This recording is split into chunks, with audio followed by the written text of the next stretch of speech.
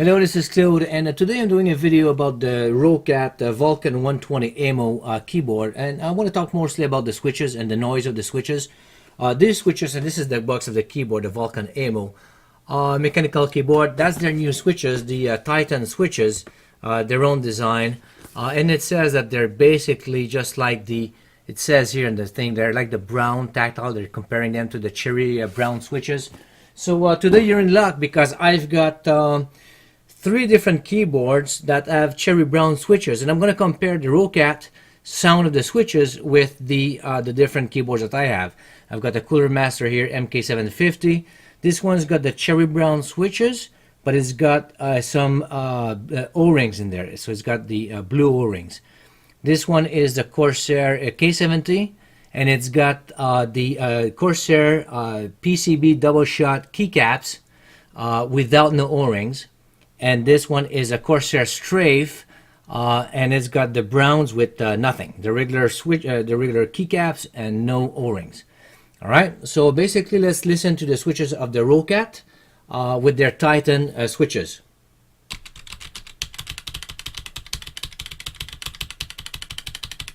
Comparing to the brown switches, Cherry MX Brown with O-ring.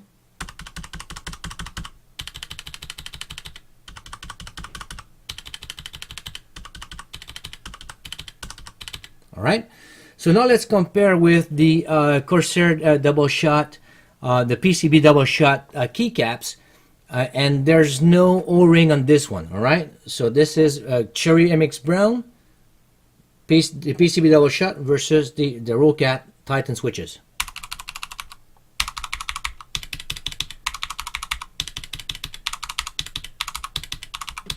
All right, now let's go see with the Corsair Strafe, Cherry MX Brown, regular keycaps, and no O-ring.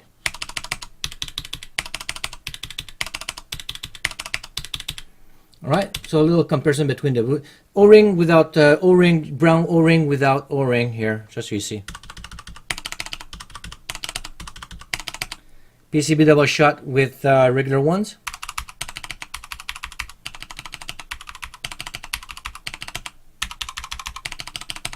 And here, Roccat again.